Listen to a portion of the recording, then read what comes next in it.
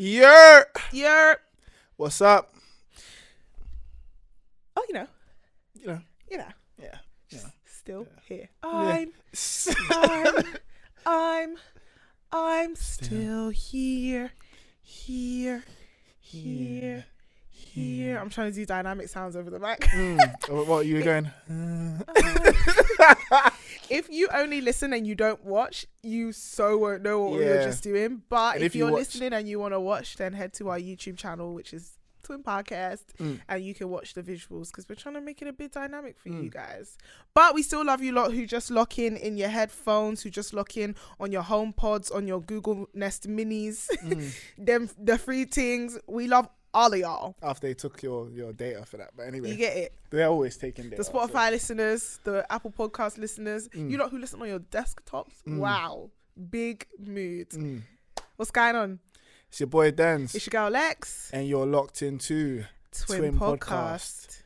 All right, yo. Yeah. So, one thing I've been seeing a lot of recently is people starting businesses during this lockdown because, as you know, jobs are very scarce at the moment. Jobs are very scarce. So one thing I've been seeing is from people that are losing their jobs have started to go down creative routes. It's like this morning when I was laying up in bed, and then I saw somebody say because they recently lost their job, they started like baking, and now they make cakes and stuff like that. And I was just like, right, you know what? Big up your thing. But what it made me think about was like, in fact, what's a business that you've seen recently or from lockdown that you would like to pick up or that you rate? A specific person's business? Yeah, or any business. Do you have any? I'm pretty sure I asked you this before. Yeah. To be honest, the one that I would pick up has been in existence before lockdown, but I think that Why Bleach is lockdown's sprinkle cake champion. And not just sprinkle cake. If you're obviously watching and you see what he does, there's been so many different foods that he has brought and created that, like, combinations that I'd never heard of, didn't exist, like pineapple glazed things that I was never hearing of. And from like the Grub Club, and then seeing the advancements of the Grub Club in lockdown and cooking with Bleach, like, I really want to say shout out to Bleach, because it's one thing to do something, it's another thing to try to continually improve it. He was making food, do you know what I mean? He was cooking, he was baking, but it's that zeal to do you know what, I want to try this other different thing, let me go a bit off, let me try something that nobody's done before, let me try and mix these things, let me make my own sauces. And I think that that's incredible, so shout out to Why Bleach. Another thing that I've been seeing generally that a lot of people are doing is writing. And obviously as a writer myself, I love to see that a lot of people have started newsletters, which has become a thing that a lot of, I would say, black women around me anyway, I've seen that with specifically, and they're just writing on their own personal experiences. But it's nice to see a lot of people are finding their voice on socials. So I like that a lot. And I've seen that a lot more this lockdown, even just this last one that we've been in, that's been 1 month. A lot of people have started newsletters, and I think that's sick. You even did you're part of somebody's writing, isn't it? Oh yeah, so Precious Dami wrote on homeware essentially and home decor, and yeah, she hollered at me to answer some questions, kind of short interview style, because you know I'm a lifestyle blogger. So yeah, I was doing a bit of writing, but I love to write though. Like when I get the opportunity, I like to do it a lot. I should go back into my writing, but I feel motivated actually by the fact that everybody's starting to get into their writing again, that I'm like, right, like, how am I going to leave writing behind? I have such a good voice. Like, I gotta bring it back out there. But I think having the time to do it is what lockdown created. As much as like some people are still working 9 to 5 and have been, and obviously I stayed employed in lockdown, but me being employed at home is different to me having to leave the house every day. Well, not every day, but every day that I work to go to work. Because my YouTube channel expanded massively in lockdown. I started at the beginning of the year. We've been in lockdown, for a long time. But I had to create home content when I didn't want to. I had no intention of like filming at home as frequently as I have become accustomed to doing. But not being able to go outside meant that I had to get even more creative than I had planned for myself in the house, which, like, bro, I restarted my channel this year and I'm on 3K subscribers. Like, I did not expect it, but big up Maesu and everybody else who's done the same or similar in their own mediums, because I just think it's mad. What's the business you want to big up? Who are you at in? I'm even looking for them now. 1 second. Let me see this. Let me find it quickly. Let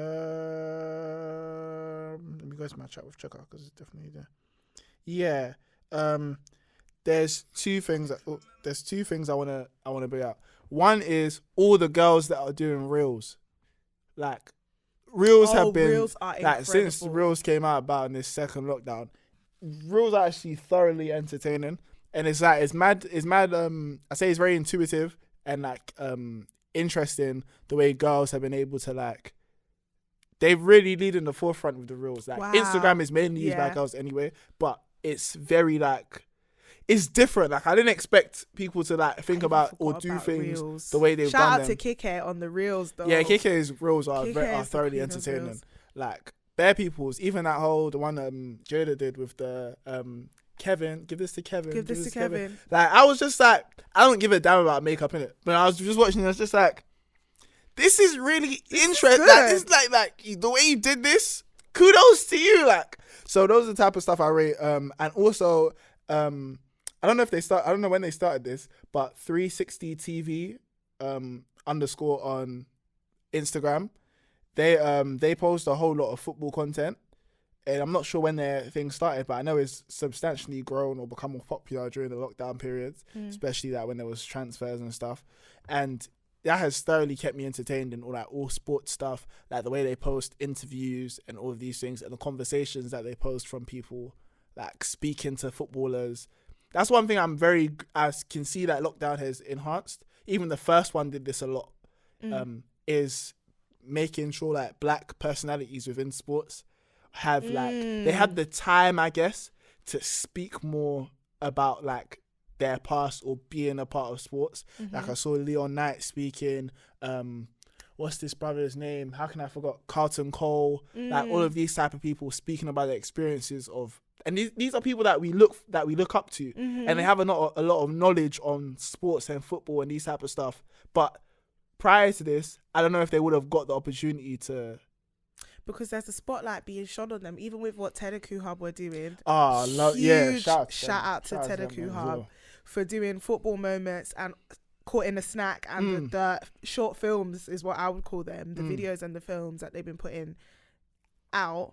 Football moments gained ridiculous traction with people like Gary Lineker, like actual footballers and past footballers, retired footballers, commentators, seeing them reenacting literal moments that have, had a massive impact on people in history. And it wasn't just like they were reenacting them like exactly the same way it happened. Like, there was banter. It's just that, especially like with lockdowns and stuff, so creative. You have to do this within the confines of like home. They were doing this in their garden, and it's like they have them like on the roof, like the roof and stuff like that, like stands and things like that. And it just shows like how goalposts. It just shows how like initiative or like creative people can be within like confined like restrictions or rules. And that leads me to what I want to talk about today, because I looked at that and I was just like, like, is this how black creativity started?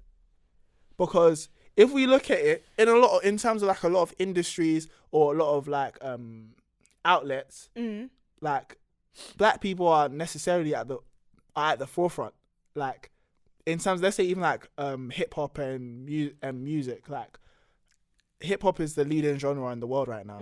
Like, and that was started by black people. So many of these things, and even if you listen to the last episode and we're talking about Dave Chappelle's and the Joe Buddens and stuff like that, it's like when they start something, you wouldn't know, paving the way. Like skit shows from black people, like the Chappelle show is Yeah. that, like, it is that. Yeah, So and many Jamie people, Foxx was doing that. so much things come after that. Like, if you watch Girlfriends in comparison to like Insecure, you can see the similarities there, but it depends on when that becomes popularized. Yeah. So it's like, is this where this came from? What, and- not being able to do things. Yeah, like being restricted with things. Even like, let's say sports, like, or let me wipe the slate clean from what I'm saying. If I can't get into, I don't have the opportunities in terms of like economic standpoint, socio-economic, because that's the word of the year, socio-economic Mad. status. Yeah. And I don't have the opportunities such as that in terms of like progressing to go to school and things like that. Like, even though people have student loans and things like that here, like, you still have to, going to school costs money, innit? Regardless. Like, going to uni, like, costs money. Going to college, going to, like, if you're, let's say, especially what they're doing with oysters and stuff, even though they've backtracked. But fam, it costs money to do these things. If you're not in a position to do that, then you're like, rah, okay, I can't be successful this way. I have to try something else. And that forces you to be creative. From a proportion standpoint of like people, it's black people that are usually in the positions of, I can't do this. At least from the society we live in. Like from a Western society in terms of like finances and things like that. I can't afford to do this. I have to look and do this at another way. So that just made me think like, rah, like bare inventions and things that have happened from black people. Is that why? From time. Do you know what? It could be. It really could be, because if you think about it, like, I was thinking when you were saying like not being able to do certain things, I was thinking about, I saw a tweet and it was something like, we're starting from the ground, no trust fund, no old money, no inheritance. We're starting from scratch. And I was going through the likes and it was bare black people. And I'm not saying that like, as a community, we don't have money. That's not what I'm saying. But we're also, the person who tweeted it was American. So if you look at the way in which life is in America based on how African Americans have been treated historically, then of course you understand where they're coming from, the whole 40 acres, etc. Right? If your starting point is the clean slate, then yeah, like, it's gonna be different. My life would be different if I had an inheritance that started my life before I did. My life would be different if there was a silver spoon. There's no silver spoon. I can create one of those for my use, but it's just that I have to create it, and then you have to think, okay, which part am I gonna make different? Now that, okay, let's say I wanted to do law, I had to cut that out. But let's say I wanted to do law, yeah. Am I just gonna be a lawyer? Or with what I know, am I gonna open a private firm? Or am I gonna coach younger Afro-Caribbean students who potentially want to get into it? Like, it seems like whenever given the opportunity, we make things. Like, we just make things. And when you look at a lot of the world's inventions, you'd be surprised to find out the things that black people created. Fam, I couldn't, like, that's, you know what I mean? Like, even with athletes and stuff like that, like, people say we dominate sports. Yeah, we do, because a whole lot of people, they didn't have the opportunity to do other things outside of sports. Like, the amount of people that I know that have said, oh yeah, like, when I was growing up, I didn't, like, you did want to be a baller, but you had interest in other stuff. Like, let's say, like, and before I saw, like, football was so, like, profitable, especially from, like, people that looked like me. Like, before I wanted to be a writer and stuff, I was like, fam, like, like, the same jobs that everybody is told as a youth, like, I want to be a doctor, a lawyer, I might even want to be a policeman, like, stuff like that. Like, all little kids are, little did I know, but all the little stuff that you're seeing. But then, as you get older, you see the opportunities and stuff that you're given, and it's like, okay, I can't bust this here. Who in here is doing this? It's a question of cultural capital as well. It's like, nobody in my culture is doing this. Or there's a minimum amount of people in my culture. And if, especially in school, if you're not in the privileged to extent position I was in that, our parents, like, inbred, like, forced school down our throats to an extent. Like, I wouldn't have been in that academically talented and gifted bracket that they put you in. some people, imagine now, like, I think about this all the time, like, for the people or my peers that were my friends and weren't bracketed as talented and gifted. Yeah, gifted and talented. Yeah, gifted and talented, sorry. You don't really have much to work with after that, because they're telling you can't do this. They're even telling you what not to study because you're not going to do well. Do you know what I mean? They're telling you you're not going to do well. Do you know how nuts that is? Like you're being told that from the jump. You're not, you shouldn't study geography. I don't think it'll be good for you. Meanwhile, it could be in your heart that, you know what, like you really want to study geography, but you've been told you can't do it several times. And then you're looking at like the other things and it's like there are only a few other things that you can do with only one resource. Like something like football, yeah? I'm not saying people can play football because they can get a ball, but I'm also saying people can play football because they can get a ball.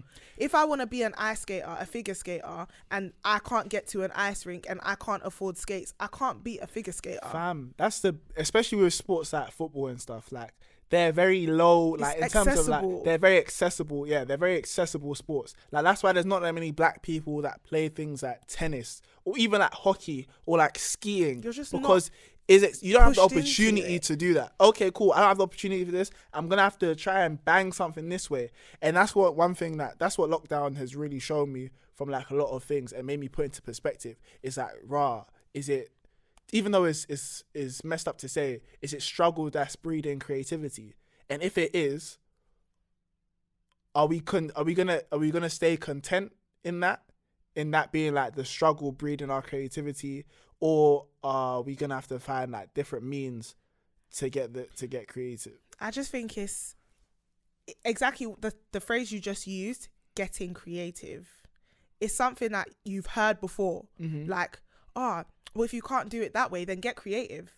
That's a thing. So that exists for all people. Do you know what I mean? Not being able to do something means that you have to get creative. You have to draw on something else. And what I will say is, I don't believe that the people doing the things that they're doing now weren't capable of doing it before. But not having the opportunity to do something else, or now having the opportunity to do this thing, is what's allowing them to do this thing. Do you get what I mean? Like, hella people I didn't know draw. Even me, I draw, but I don't ever have the time to really sit down and get back into my art. You bought paint the other day and you were amazing at art when you were studying art. Like, he was really good. Like, he was dope. And people are putting stuff together, and even more so, creating art they like, creating art that represents them, creating art that makes sense to them, creating their own experiences expressively on a canvas or a piece of paper. And I think that, like, sometimes being jobless is a good thing. Yeah. And I'm not saying it's a good thing in that, like, you don't need money, but because trust me, when I was jobless, I needed the money. Do you know what I'm saying? Like, money is definitely I don't want to say it's everything, but it's definitely a lot. But equally, like, when you now don't have a choice, it's that idea that when your back's against the wall, we hustle. I don't know about other communities, but I know that when our backs are against the wall, we hustle. And it's not something to necessarily be glorified, because we shouldn't have to. However, I'm not mad at seeing people making something from nothing, because you can only be proud of people who have made it make sense when it wasn't making sense. Like, what? I'm sitting here looking on the timeline, I'm just scrolling sometimes and smiling like, wow, you're doing your thing. And especially like around my birthday, I got a lot of messages saying like, oh, I've been watching you like this year and you're doing your thing, just carry on, it's really good, and I'm just like, you've been watching me? But also it's the idea that like people do see you at the same time when you're doing things that they think are of note, even if they're not necessarily your audience. The world is your audience in that sense, especially if it's a business or if you're creating something, if you've got content. Like, I think, nah, man, I can never be mad at that. But it is harsh to think that for a lot of us, we had to struggle first. Because if I was like a trust fund bro, them lot get to try stuff. Bro, don't get it twisted. If my dad could pay for somebody to come and teach me how to do something that I just feel like doing, that I'm probably not good at, but I can afford somebody. Why wouldn't I? If I could have a music tutor to come and teach me, and then a living PT, and I'm talking about people who I know who have these things. Like, they're I'm not making these things out. They're not scenario based. There are real people I know in real life who have live-in vocal coaches, live-in personal trainers. And if I had a live-in personal trainer, why wouldn't I have the body that I want? I don't have to pay to go to the gym. You're being paid to be here and make me do the things that I want for myself because I just want them. And when I don't want to do it anymore, I don't have to. Do you know what's so crazy? What? While you were saying this, I thought about like if you're within like my age demographic or whatever, like you'll see like when people do, when we were talking about the whole like, share and subscribe stuff, like sending your promo to people and things like that. Like think about it now. Can you think of one, like a business or something, one of your white friends has broadcasted? No. I can't think of a single one. No, you know. I can't think of a single one that sent their stuff on Snapchat to everybody for it to bang. Like, oh yeah, like you guys follow this page, or I'm doing this. I can't. One, but their proximity to us lot in terms of how they grew up, and not like necessarily they're not black, but I mean they're poor.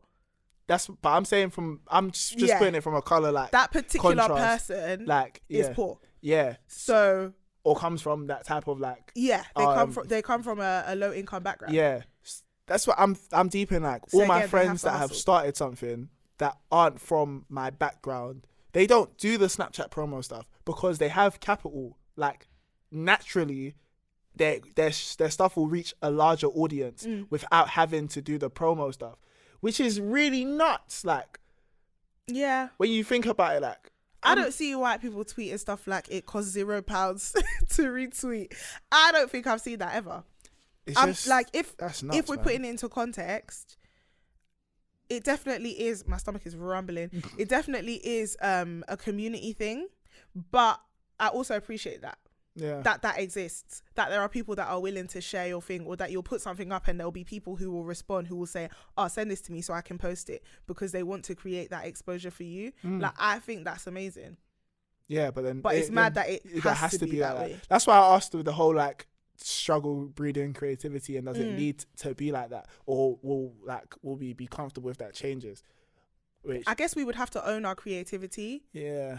And I think that's hard to do when you have to make ends meet, and I think that's that for just, you know, like what would you do if your someone's at home crying alone on the bedroom floor because he's hungry, and the only way to feed him is to see with a man for a little bit of money when his daddy's gone. Hey. We're smoking rock now, in and out of lockdown. I ain't got a job now, so for you this is just a good time, but for me this is what I call it's all making sense. When you're young, you're man, it's just a good time.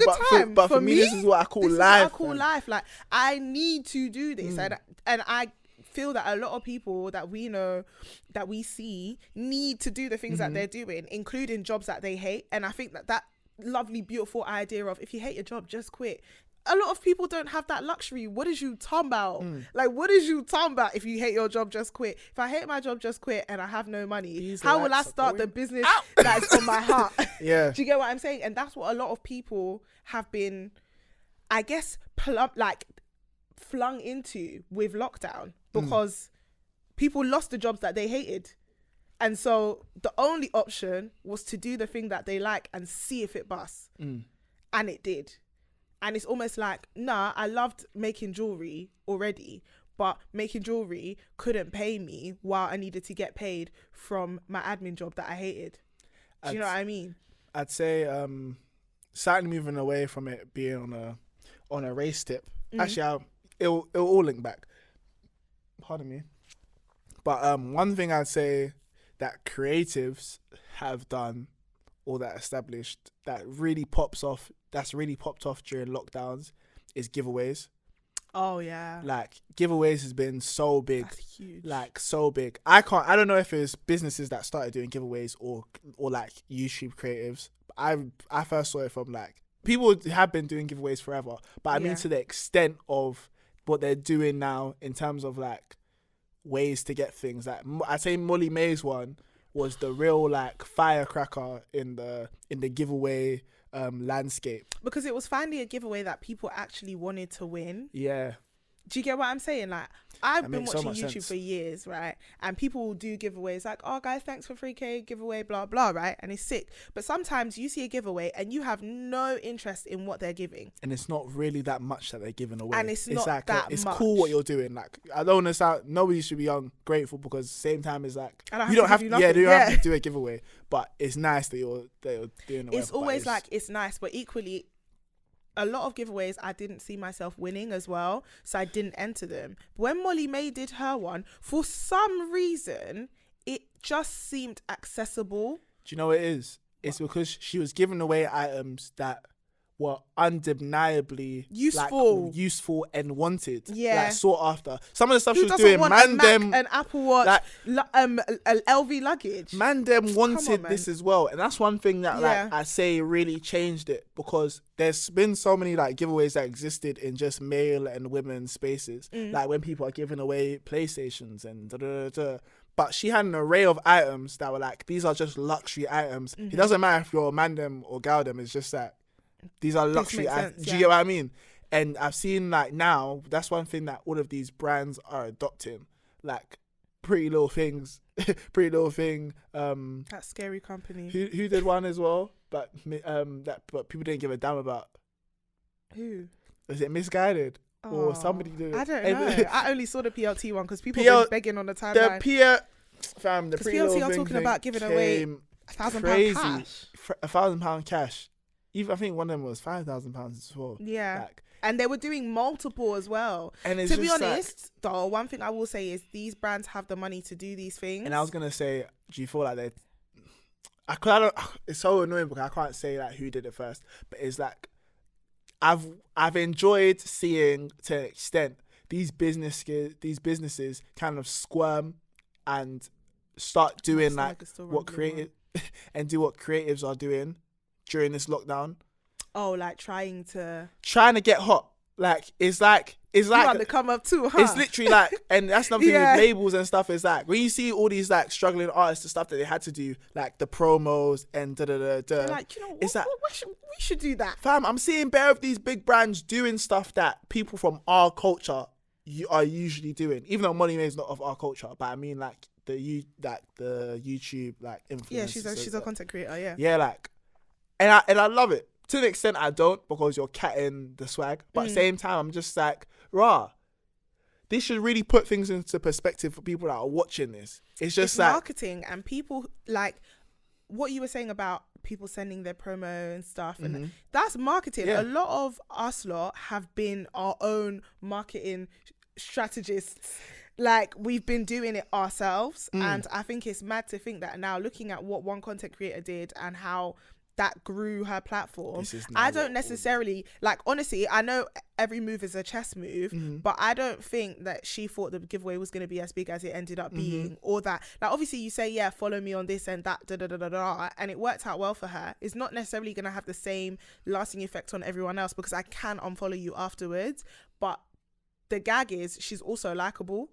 So if I start following you, I start subscribing to your channel because you did the giveaway and I wanted to win and I didn't win, but I even rated the person who won because it seemed so genuine, it was a normal person.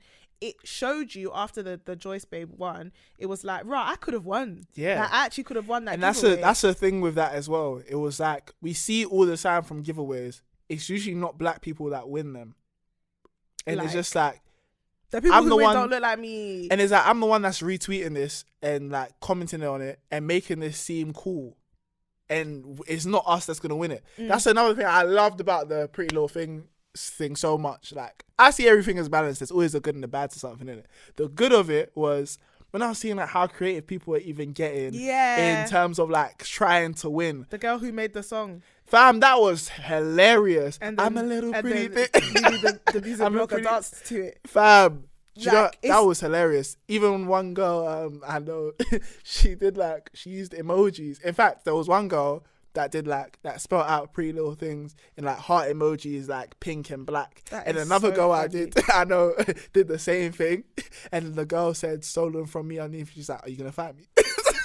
Are you going to beat me up? She said Because- stolen from me. Sis, but- it's not only your brain that can come up with things. Literally, but it's great to see that, like, Yeah. again, like, all of these stuff is we're finding different ways to be creative because we know we won't get the opportunities from just being like us and being I didn't fans. just exist and Like, yeah. we have to be mad creative, and that's why but that's why I don't like, because these organizations and stuff feed off of that, and it's like, we're gonna keep making you not be creative, and you're doing marketing for us. Do you get what I mean? It is, and I think that that's definitely something that I see a lot with what I'm doing. Like, I get emails every day, and I'm not even saying it to feel like a somebody, but I'm getting emails from brands who want to collab. You've seen my channel, I didn't holler you, but you don't want to pay, or if you do want to pay, it's chicken change. And it's like, there is someone who you can't send this email to because it could probably write you off from working with them, and you want to pay them what they're worth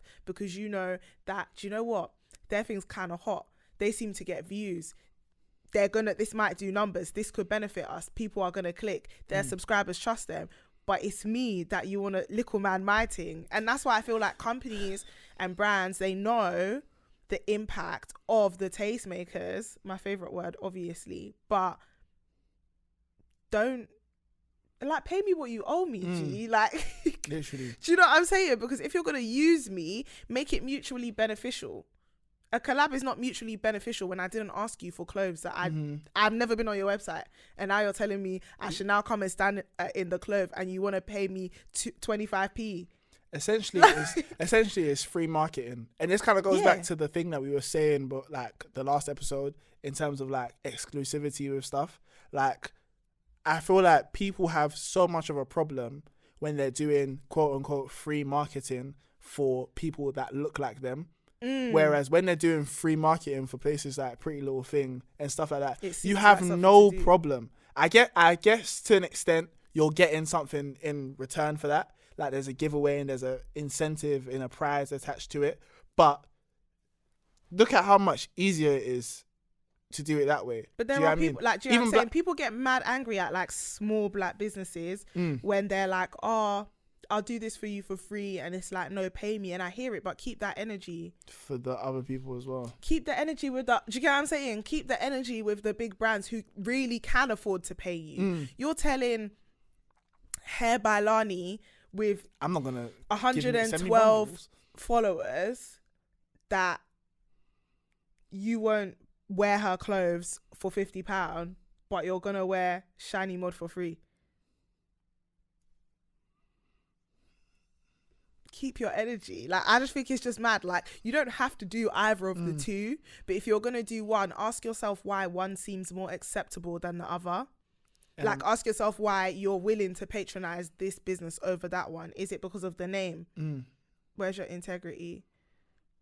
There's one thing, like, there's two things actually. There's a Kendrick Lamar bar where he's like, you know, there's a difference between astonishments and accomplishments. Like, you can, like, fam, like, whatever can have retweets or whatever, or how many, that's just accomplishments. Like, but astonishments is more so like impact on things. So don't sleep on the things that are making impact. And a lot of the time, it's like what we were saying about numbers and stuff like that. Like, starting out, a lot of the time, black people don't have the numbers, or black creatives don't usually have the numbers with things. But impact is important. Like, Nella Rose's impact, KSI's impact, Chunks and Young Philly's impact can never be denied. Like, these man, it was taking them a while, but it's impact. It's impact. Fam, there's no way you can go like who's Jordan again? Like, it's embedded in with impacts. Like, that's what we give to these places. And it's crazy to me to think that the amount of impact we can have in these places, and we're still not given opportunities, and we still have to like struggle. We have to beg and to be paid. Like, to be paid with things. I find it ridiculous. But if that's a system that works for these man, cool. But like, that's what it shouldn't be. I just think if you can sell clothes for 12p, like, I'm not being funny, like, Pretty Little Thing are a scary company. I have to say it. Like, I'm not going to sit here and say I don't have any clothes from there, or I'll never buy anything from there in my life. But there is something very frightening about being a billionaire who owns the company and having the opportunity to sell clothes for 18 pence on a Black Friday sale. First of all, like, a Black Friday sale, you're able to sell clothes for 18 pence. Who made the clothes and what are you paying them? Like, I didn't even think about that, you know. Like, I find it so scary. When I was seeing stuff for 18p, I'm thinking, furthermore, that means it's either that what you're trying to tell us is this is so unethically made that actually you can afford to sell it for 18p. Mm-hmm. That's scary enough to me. Because maybe that's what cost you in the first place. It clearly can't. My thing is, I don't know any business owner that's going to make a dumb business decision where they're at the level that a company or a brand like Pretty Little Thing is at. You're a billionaire. You're not going to sit. Obviously, it's not much to lose, but you're not going to sit there just making mad financial decisions. So if you know you can afford to sell that dress for 18p, what you're telling me is it costs you less than that to make it. That. And that means the person making it's not getting paid. That's so messed up. Because if you can sell it to me for that, it means it's worth. That's what it's worth. Yeah, and 18p, babes. Fam, and deep it. Like, even though that's the much bigger part of this, like the biggest point of this.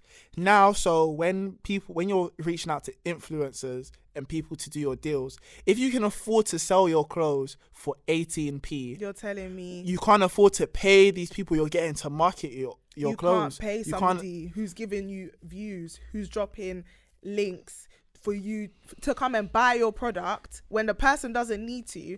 This is an advert. People need to understand that hauls, in as much as I buy clothes because I want to buy them, hauls are adverts because I can buy the clothes and never post them. Literally. And there are, like, obviously there's hella clothes I bought and I've not filmed a haul because I personally don't need to do that. But equally, when you're creating content and it's a part of your content, if people like how you dress, more time people will ask you, where did you get that from? For me, I find it easier to put the stuff in a haul than to answer every time I get a DM, where did you get this from, and have no reference. Well, now I have to now go to my Zara app and open it and copy and paste the link to now send it, because people want to know, and it's fair that they want to know, because I see stuff and I'm like, damn, where's that from? I wish I was in a haul or something so I could just click the link and get it. It makes life easier for the people who are consumers. But like, what are your standards? If you can sell clothes for 8p, there's 8p, 18p, 20p, 12p.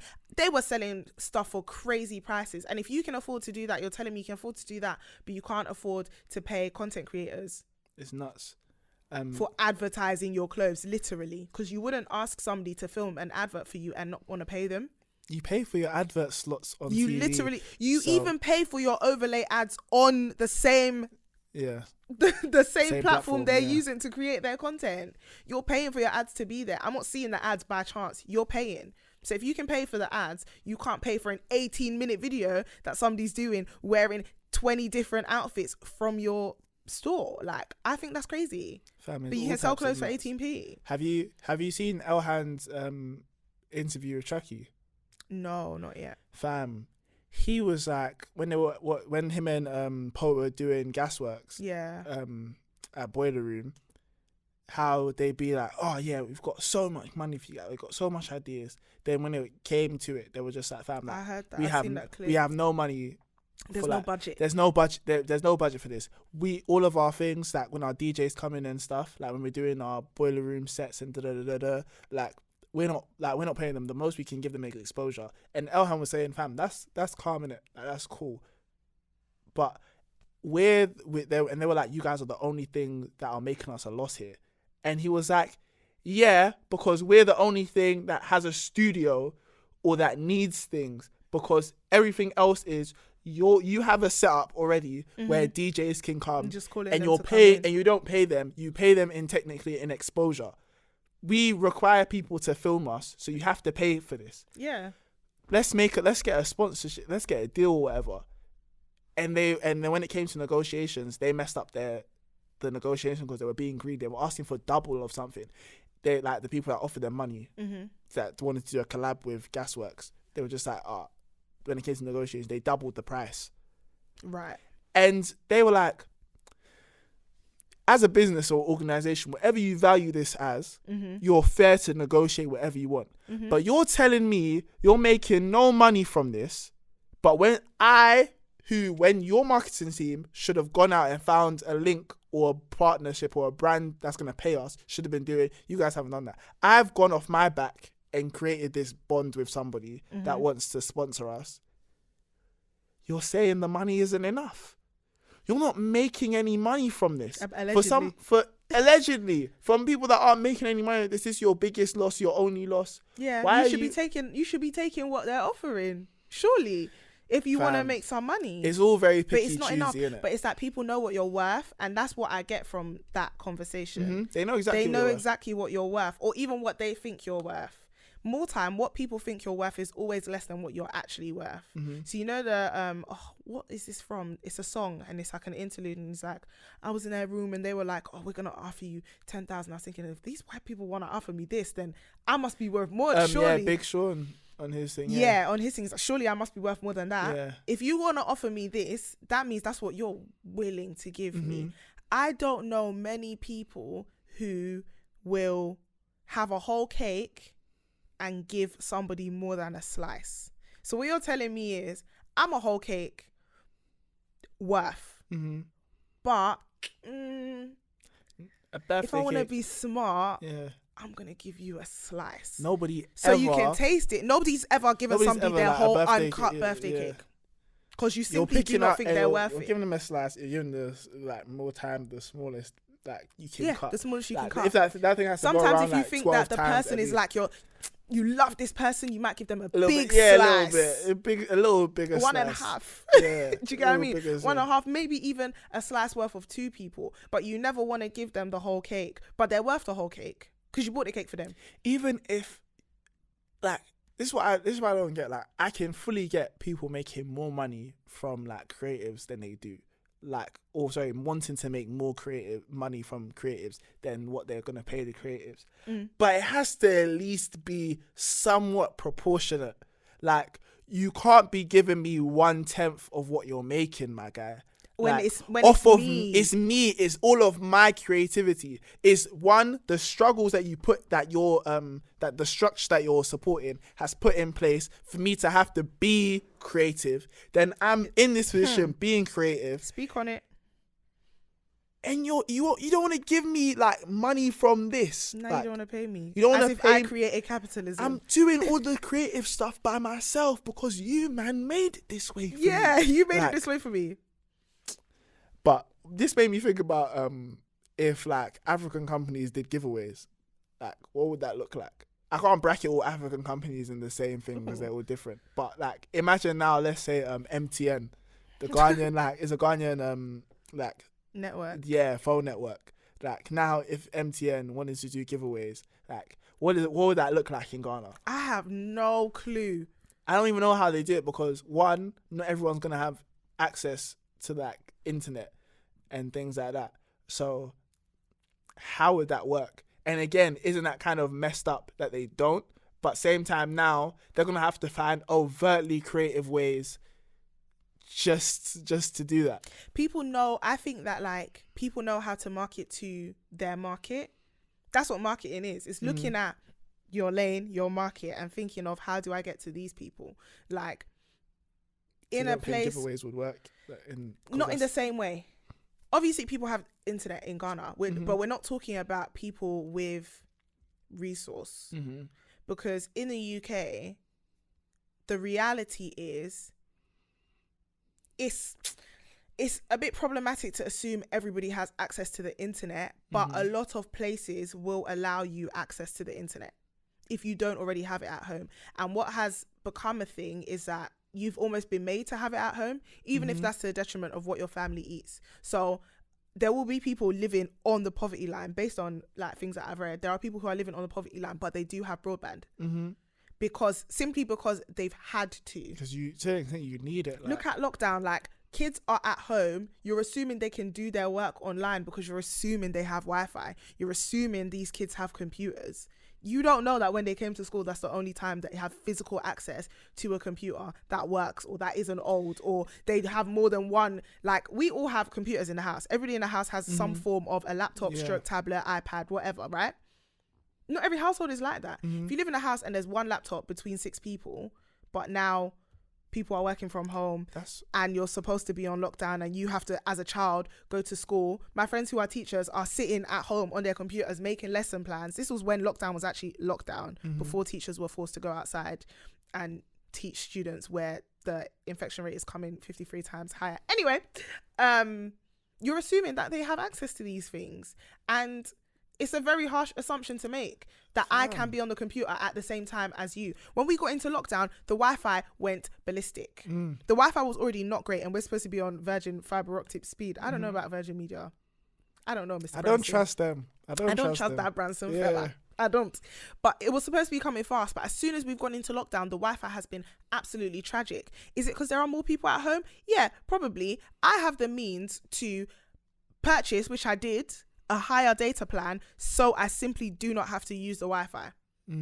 Without the means, what would I do? That's so nuts, because when you deep it, that's one thing uni taught me. And even though I'm only re-deeping it now, like, bare people in uni, you'd be like, I'm just going to go home and do my work. Some people are like, no, I have to go to the library. Just like, why'd you have to go to the library? I don't have a laptop. I'm just like, how are you surviving without a laptop? How do you survive without a laptop? Like, I bought another laptop. Like, just like, we bought for uni, for me, just to go to uni. Same as me, same as Leona. Like, because we just like, we've always been like technologically advanced in terms of like laptops when computers were popping and stuff like that, and tablets and things like that. But we have the resources to do that. Bare people didn't. So them being in library. Now, if the uni library, like, Wi-Fi stops working, or the uni Wi-Fi stops working, they're finished. They're pissed. Then same time now, like, imagine the amount of people, let's say if you're in like you're at a job, and let's say you've lost your job because of lockdown, or you can't go into work, and you now need a part-time job, and bare people are working at home. If you don't have Wi-Fi, how are you going to work from home? Like, I don't have Wi-Fi, I don't have a computer. With bare stuff, like, how are you possibly going to do that? Doing the work that I do, I've met so many people who only have phones. Fam. And you'll be telling them, like you'll be talking to them about, like, you know, what they do, what they use their devices for, etc., etc. And they're telling you, I only have a phone and I don't have Wi-Fi at home. They might watch TV. See me, I'm not really a TV watcher. My TV is my Mac. Like, I watch TV on my laptop. I could watch TV in the front room. I think the telly is obnoxious. I've said it before, but generally sitting in the front room and watching TV isn't something at this stage in my life that I do, because I spend a lot of time in my room. But there are people who have a phone and a TV, no computer, no Wi-Fi. Their TV is purely broadband, no Wi-Fi. Their phone is data plan, no Wi-Fi. How does a person like that get a job where they need to be on the computer and work from home during a lockdown without a computer? It's How? crazy. So now do they need to buy a computer because of lockdown? Do you get what I'm like? It's so many things, and I think that we forget that, like, yeah, cool, I'm not sitting here saying that I'm rich, but there are privileged positions that you can be in. Having access to these things is a privilege. When we were younger and we used to go to a library, we weren't going to a library because we didn't have a computer. We were going to a library because it was cool, it was fun, for shits and giggles of it all. But some people had to do their work at the library. Lose your library card, you can't do your homework. That's so nuts. I wasn't laughing at that, but what were you laughing at? I was laughing at when you said it was like simple. I was thinking of that Jamie Foxx special where he's like, it was easy, it was simple, it was cool. It was cool. Literally, that's what you went for. But there are people who have to do that, and I think even I forget it. Yeah, bears. Do you get what I'm saying? A lot. I forget that people have to, like, the people who we saw grinding at uni, they didn't just love the library. They didn't have a computer, so they had to do their work there. And it's like, well, I don't want to spend all night here. Yeah, I'm coming here for shits and giggles. But early. I was going to the library with my laptop for banter, like, because I just thought, everyone's in the library. I'm even taking up people's computer screens just because I want to sit with my friends. Like, can you deep it? It's actually so inconsiderate when there's a desktop in front of you and you've got your laptop in front of you. You're moving the keyboard out of the way. So you can plug in your laptop so you can do your work. I think it's so mad. But before we get out of here, especially with this, with like struggle and creativity and things like that, I wanted to big up Ghanaian women because in terms of Ghanaian women, as of this article from 2019, from June 2019, Ghanaian women are the leading entrepreneurs in the world, I believe. Let me go to the page exactly. I'm here looking at this Thomas the Tank Engine tracksuit that somebody sent me. I'm screaming. Yeah, but they're ranked. We're ranked in as the highest globally in producing the most female entrepreneurs, and with an estimation of about 46.4% according to the MasterCard Index of Women's Entrepreneurship. And this is coming from, especially Ghanaian women are in a very socially deprived structure. And there's even this whole thing with talks of maybe even restricting like the amount of children women can have in Ghana. Because it's quite a matriarchal society. It's very matrilineal in the sense that a lot of the onus of things generally fall on mothers to produce, and equally they are having kids, so obviously they need to be able to provide for them. But the percentage of business to like I guess non-vocational work, so being a suit so to speak, if you're in Ghana and if you've been to Ghana, you'll see that a lot of what people do, they are entrepreneurs. That's what they are. They open businesses, they open a shop, especially Ghanaian women hustling. 5 a.m. when you're coming from Twist, people are up, they've set up the stalls, they're ready to work. And aside from those types of businesses, so many businesses are being created because they have to hustle. It's interesting to see from the thing as well, the different types of businesses, because it's not all just like when we think, when we're in like, I say Western societies, we think of like, oh, like businesses like, oh, they're starting like clothing brands,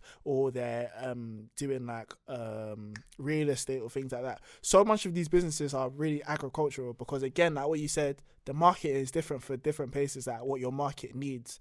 So it's very intuitive and so genius, to the sense that you're using what's around you to still be creative, but at the same time it's like we shouldn't have to.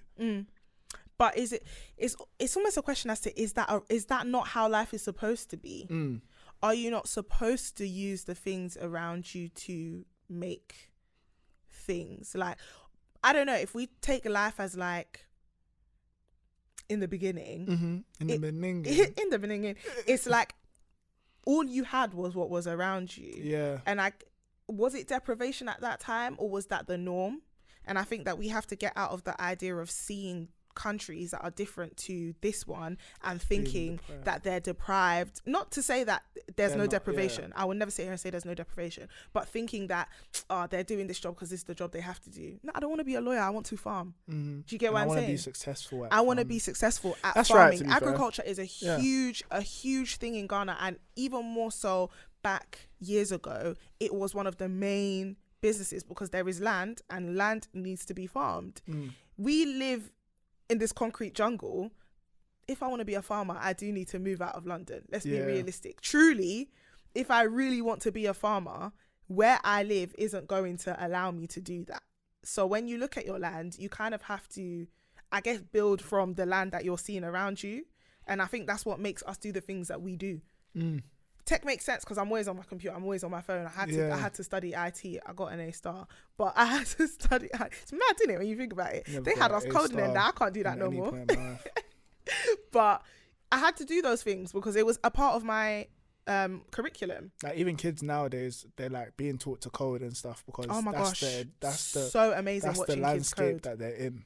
7-year-olds coding using Swift Playground is mind-blowing because they absolutely understand what they're doing, and I think that's amazing. But again, that's their landscape. So it's like you kind of have to work within the parameters of what you've been provided.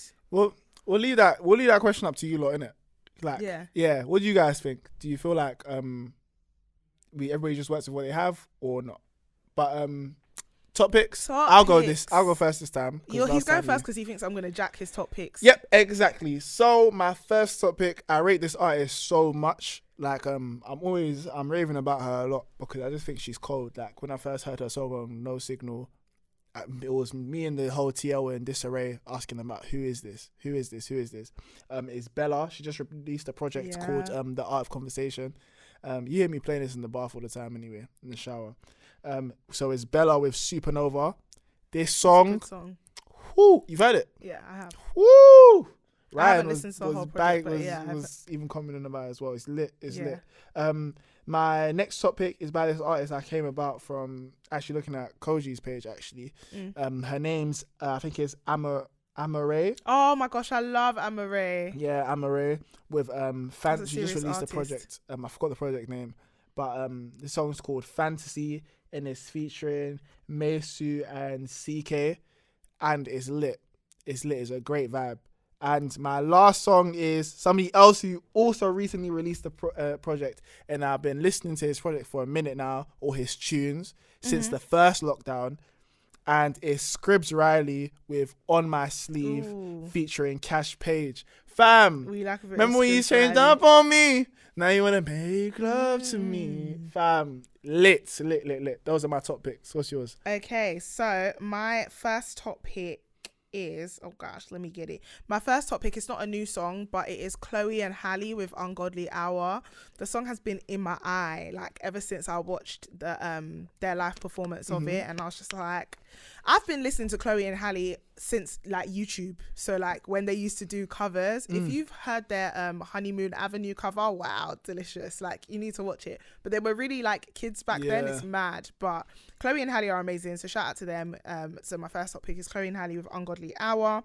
My second one, kind of giving not the same vibes, but also keeping it smooth, keeping it in the family, is Solange with Binz. I've been replaying that particular Solange project and I feel like I get it now. I'm not saying I didn't get it before, but I get it much more. It's not supposed to be anything. Is this the second one? Yeah. The most recent one. Yeah. It's literally experiment. Like that's what it's supposed to be. Like, and I feel like I finally understand that to be the case. And my final top pick, my top pick is Jazmine Sullivan with Pick Up Your Feelings. Now, if you know about Jay Sullivan, anyway, I don't have to talk too much. You guys go listen to the top picks. We will update the top picks playlists as we do after the episode. So we have them linked. It will be linked in the description box for the video, and it will also be linked in any of the other platforms that we use. But easiest way to see it is on the Buzzsprout link, really. But yeah, Apple Music and on Spotify. Listen to the topics playlist. We are aware. Alright, cool. It's been your boy. This has been a really good chat. I really like this one. I did enjoy this chat a lot.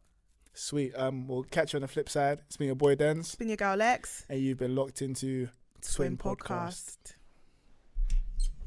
Let's hit the road, Jack. Don't you come back no more.